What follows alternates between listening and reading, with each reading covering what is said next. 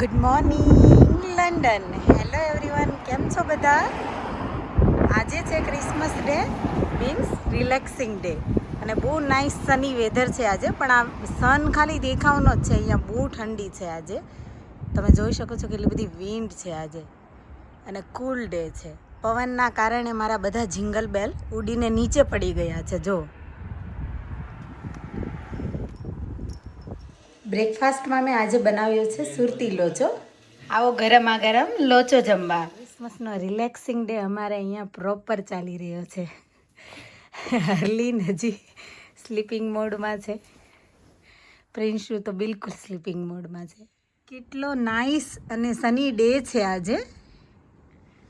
અને આ જો આ ગર્લ્સને હજી ઊંઘ નથી ઉડતી. બોલો શું કરું આ લોકો. નાઇસ બ્રેસલેટ છે આ. જો દુર્ગાએ આપ્યું છે હર્લીને ક્રિસમસ ગિફ્ટમાં. હર્લીન, તને ગમે છે આ બ્રેસલેટ? I like it. હર્લીન થઈ ગઈ છે સેડ. કેમ હર્લીન, તું સેડ કેમ થઈ ગઈ? I thought it was broccoli. Okay, આજે ક્રિસમસ ડે છે. મને થયું કે કંઈક અલગ બનાવું.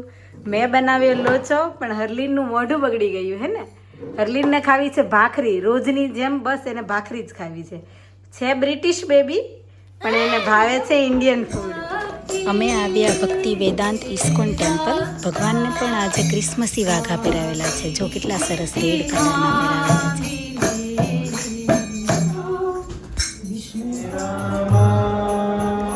धाम के अयोध्या धाम के भक्ति वेदांत मन धाम के वैष्णव संघ वैष्णव सेवा के राम वेद भक्त वृंद के.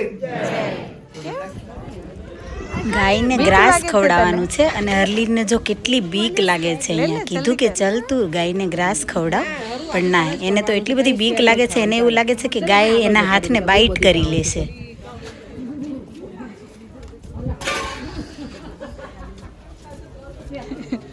હરું કાંઈ નહીં કરે. ઓકે, લે જો વેઇટ કરે છે.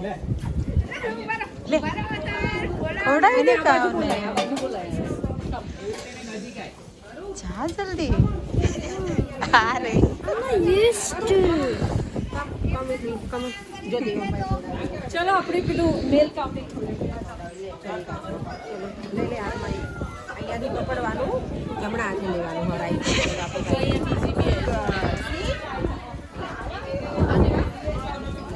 આને આપવાના જમણા હાથે આપવાનું. યસ, ટેક યુ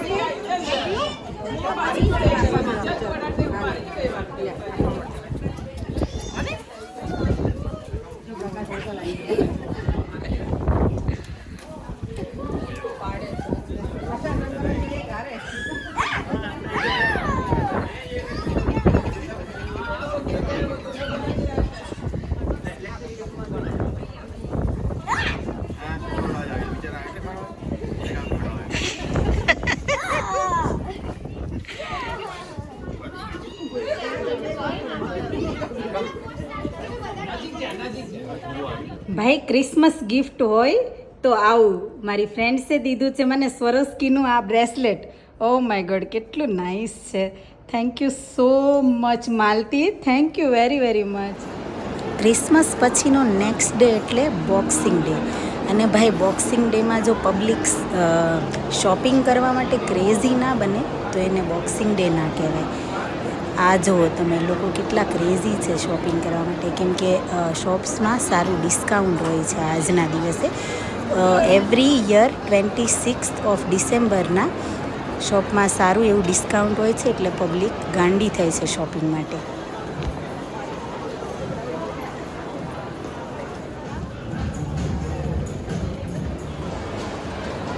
જ્યાં જુઓ ત્યાં બસ પબ્લિક જ પબ્લિક છે આજે. ફૂડમાં પણ એટલી લાઈન છે. નાસ્તો કરવો હોય તો પણ 2-3 કલાક લાઈનમાં ઊભું રહેવું પડે. બોક્સિંગ ડેમાં હાલત કંઈક અલગ જ છે. જેમણે મને ગિફ્ટ આપ્યા છે એમના માટે હું ગિફ્ટનું કલેક્શન ચેક કરવા માટે અહીંયા આવી હતી. પણ લાગે છે કે આ ટ્રાફિકમાં મારે પણ પેમેન્ટ કરવા માટે 2 કલાક લાઈનમાં ઊભું રહેવું પડશે. એટલે મેં મારો પ્લાન કરી દીધો છે પોસ્ટપોન, અને હવે મે બી કોઈ બીજા દિવસ આવીને ગિફ્ટ લઈ જઈશ. ઓ માય ગોડ, આ બધું જોઈને તો ભૂખ પણ એટલી જલ્દી લાગી જાય ને કે ઘર પણ દૂર લાગે.